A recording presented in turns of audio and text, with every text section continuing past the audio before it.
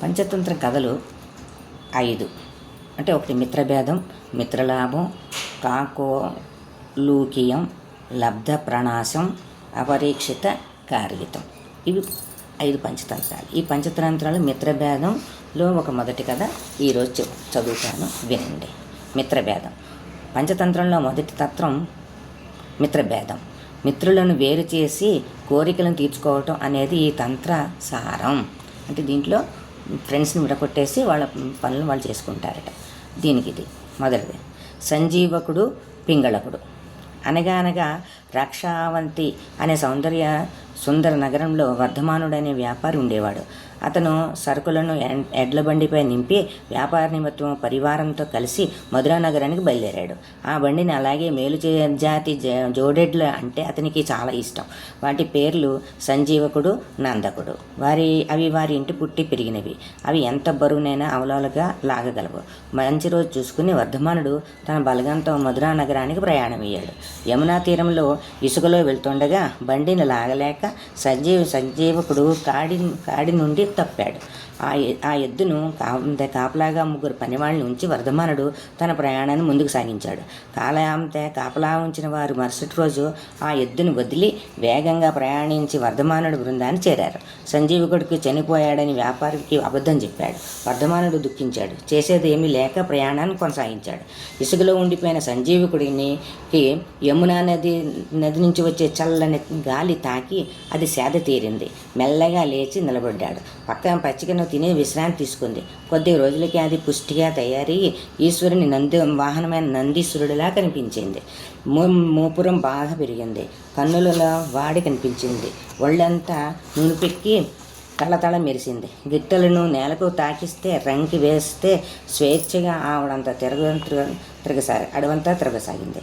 ఆ యమునా తీరంలో కొమ్ములు తిరిగిన సంజీవకుడు అడ్డు లేకుండా తిరగసాగాడు. ఇది ఇలా ఉండగా మృగరాజు పింగళకుడు అనే సింహం తన పరివారంతో సహా అంగరంగ వైభవంగా బయలుదేరి యమునా తీరానికి చేరింది. యమునా జలాన్ని హాయిగా తాగడానికి మడుగులోకి దిగబోతుండగా దిక్కులు పిక్కటిల్లేలా సంజీవకుడు వేసిన రంకెను సింహానికి వినిపించింది. అది భయంతో కొయ్యబారిపోయింది. వెనుకంజ వేసింది. ఒక పెద్ద మర్రి చెట్టు నీడలో చేరుకుంది. వారి పరివారం వివిధ వరుసల్లో కూర్చున్నారు. మొదటి వరుసలో మృగరాజు అనే పింగళకుడు కూర్చున్నాడు. రెండవ వరుసలో పులులు కూర్చున్నాయి. మూడవ వరుసలో పక్షులు కూర్చున్నాయి. మిగిలిన జంతువులు 4వ వరుసలో నిల్చున్నాయి. ఇదంతా చూసిన 2 జిత్తులు మారి నక్కలు సంగతి ఏమిటా అని ఆరా తీసి అవి అన్నతమ్ములు. ఆ నక్కల పేర్లు కరటకుడు, దమనకుడు. దమనకుడు పెద్దవాడు. దమనకుడు మెల్లగా మృగరాజును సమీపించి మాట కలిపారు. మహారాజా, మీకు వచ్చిన ఆపదను నేను పరిష్కరిస్తాను. పిమ్మట నన్ను మీరు మంత్రిగా నియమించాలని మాట తీసుకున్నాడు. పింగళకుడు సరే అన్నాడు. దమనకుడు మెల్లగా అరుపు వచ్చిన వైపు వెళ్ళాడు. పచ్చగడ్డి మేస్తూ బలిష్టమైన ఎద్దు కనిపించింది. దాని వద్దకు వెళ్ళి ఇలా అన్నాడు దమనకుడు. ఏమో సంజీవిక, ఏమిటి మృగరాజు పింగళకుడు అనుమతి లేకుండా పచ్చగడ్డిని మేయడమే కాక తిన్నది ఎక్కువే దిక్కులు పిక్కటిల్లా అరుస్తావా? నిన్ను తక్షణమే తీసుకురామని రాజుగారి ఆజ్ఞ. శిక్షకు సిద్ధంగా ఉండు. ఆ మాటలకు బెదిరైన సంజీవకుడు తనను ఎలాగైనా కాపాడమని బ్రతిమాలాడు. మొదట కొంచెం నటించిన దమనకుడు తర్వాత సరే అన్నాడు. ఇక్కడే వేచి ఉండు, మృగరాజుతో ఒకసారి మాట్లాడి వస్తాను అని చెప్పి వెళ్ళిపోయాడు. దమనకుడు పింగళకుడు వద్దకు వచ్చి ఇలా అన్నాడు. మృగరాజా, అది సామాన్యమైన జంతువు కాదు, సాక్షాత్తు ఈశ్వరుడు వాహనం నంది. ఈ అరణ్యం బాగోగులు చూడమని పరమేశ్వరుడు దాన్ని పంపాడట. అయినా మీరు భయపడవలసిన పని లేదు. నేను మీ గొప్పతనాన్ని, అడవిని ఎంత బాగా పరిపాలిస్తున్నారో విషయాన్ని, మీ మంచితనాన్ని నందేన సంజీవకుడు చెప్పాను. అతి కష్టం మీద మీకు సమవుజ్జిగా స్నేహం చేయడానికి ఒప్పించాను. దమనకుడు చెప్పిన విని మృగరాజు పింగళకుడు సంతోషించాడు. శభాష్ దమనక, సుభాష్, అసాధ్యాన్ని సుసాధ్యం చేశావు. ఈ క్షణం నుండి నువ్వే నా మంత్రివి. పింగళికుడు కృతజ్ఞతలు చెప్పి దమనకుడు సంజీవకుడి దగ్గరికి వెళ్ళి ఇలా అన్నాడు. సంజీవక, నా తెలివితేటలతో మృగరాజును ఒప్పించాను. నీవు తనతో స్నేహం చేయడానికి సమవుజ్జీవి అని చెప్పాను. ఎంతో కష్టపడ్డాను. నేను ఇప్పుడు మంత్రిని. నా ఆపదను తగలపెట్టవు కదా. సంజీవ్ కూడా ఇలా అన్నాడు. ఎంత మాట దమనక, ఉపకారం చేసిన వారికి అపకారం తలపెట్టడం మా వంశంలోనే లేదు. నేను ఎప్పటికీ నీ మేలునే కోరుతాను. నీవు చేసిన సహాయాన్ని జీవితాంతం మరువను. దమనకుడు సంజీవకుడిని తీసుకుని మృగరాజు పింగళి వద్దకు వెళ్ళాడు. టీవీగా వస్తున్న సంజీవకుడిని చూసి మృగరాజు సంతోషించాడు. యోగక్షేమాలు వివరించి పిదప జంతువులు పక్షులు యమునా నదిలో స్వేచ్ఛగా నీరు తాగి దప్పుకు తీర్చుకున్నాయి. కొద్ది రోజులకు గడిచాయి. పింగళికుడు అనే సింహం, సంజీవకుడు అనే ఆ ఎద్దు కాలక్రమేణా ప్రాణ స్నేహితులయ్యారు. సంజీవకుడు పచ్చిక తినేది, సింహం వేటాడి తన భుజించగా మిగిలిన మాంసాన్ని మంత్రి దమనకుడికి ఇచ్చేవాడు. దమనకుడు ఆమె మాంసాన్ని తన తమ్ముడైన కరటకుడికి పంపించేవాడు. దమనకుడు మిగిలిన జంతువులను పక్షులను బెదిరించి తన పనులు చక్కబెట్టుకునేవాడు. మంత్రి అధికారిని భయపడి జంతువులు పక్షులు దమనకుడికి చెప్పిన మాట వినేవి.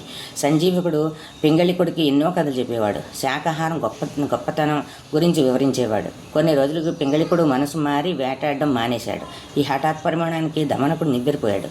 జాతి లక్షణం విడవరాదని చెప్పి చూశాడు. కానీ మృగరాజు వినలేదు.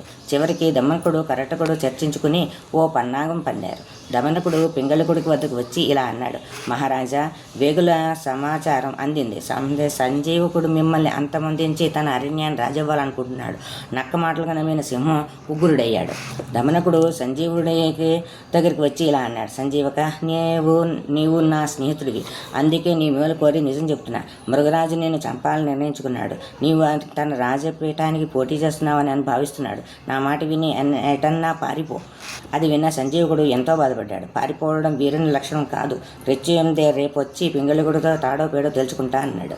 మరుసటి రోజు ఉదయం పింగళికుడు సంజీవకుడు ఒకరినొకరు ఎదురుపడగానే సింహం ఎద్దుపై దాడి చేసింది. ఎద్దు గంభీరంగా పోరాడింది. ఈ యుద్ధంలో దమనకుడు చాటు నుండి గమనించాడు. చివరికి యుద్ధంలో ఎద్దు చనిపోయింది. మిగతా విగతజీవిగా మారిన సంజీవకుడిని చూసి పింగళికుడు ఓ క్షణం బాధపడడం రాజలక్షణం కాదని దమనకుడు పింగళికుడికి ఓదార్చాడు. యమునా తీరంలో మర్రి చెట్టు వద్ద రాజు తన పరివారంతో వెళ్ళాడు. దమనకుడే తన సరైన మంత్రి అని రాజు తన పరివారం ముందుకు మెచ్చుకున్నాడు. ఇలా జిత్తులు మారినాక సింహం, ఎద్దు వంటి ప్రాణ స్నేహితులు వేరు చేసి తన కోరికను నెరవేర్చుకుంది. ఇది మొదటి కథ సమాప్తం.